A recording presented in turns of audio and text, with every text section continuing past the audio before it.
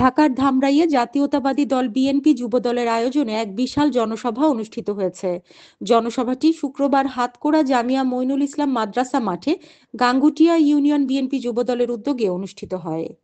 Gangutia union বিএনপির সাবেক senior সহ সভাপতি তৈমুর রহমান তুলা মিয়ার সভাপতিত্বে প্রধান অতিথি হিসেবে উপস্থিত ছিলেন ঢাকা জেলা যুবদলের সভাপতি ইয়াসিন ফেরদৌস মুরাদ। বিশেষ অতিথি হিসেবে উপস্থিত ছিলেন ধামরাই উপজেলা বিএনপির সাবেক সাধারণ সম্পাদক অধ্যক্ষ এম এ জলিল, ঢাকা জেলা বিএনপির সাবেক প্রচার সম্পাদক সুনীল সাহা, ঢাকা জেলা যুবদলের সাবেক সহসভাপতি ইবাদুল হক জাহিদ। এই বিশাল জনসভায় হাজারো নেতাকর্মী উপস্থিত ছিলেন।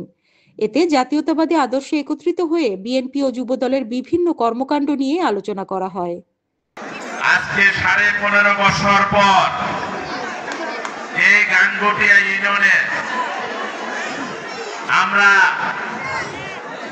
আজকের এই সমাবেশ করার জন্য আল্লাহর কাছে শুকরিয়া আদায় করে আজকের এই অনুষ্ঠানে আমরা সবাই উপস্থিত হতে পেরেছি। কথাই বলতে চাই, আমরা ব্যারিস্টার জিয়ার সাথে রাজনীতি করতাম। উনি একজন শান্তশিষ্ট এবং একজন ভালো মানুষ ছিল। উনি মৃত্যুর পরে আমরা হতাশ হয়ে পড়লাম যে এই ধরনের নেতৃত্ব আমরা কোথায় বুঝি। আমরা দেখলাম বুঝে এই ইয়াসিন ফেরদৌস মুরাদ কালাপুর ইসলামের কাছে তার বাড়ি।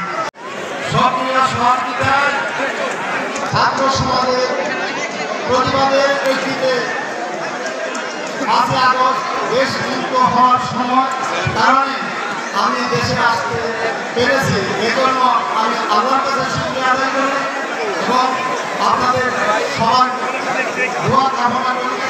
আপনারা ঐক্যবদ্ধ থাকবেন, আগামী দিনের জন্য এই ঐক্যকে ভাঙতে না পারে। বিশেষ কারণে আমি আমাদের ব্যক্তিগতভাবে আমরা আমাদের সমস্যার কাছে চেয়েছিলাম, তাকে যখন নির্বাচিত করা হয় আমরা 2 জন সমর্থক ছিলাম। হানিন ইসলাম, সিএন বাংলা নিউজ ডেস্ক।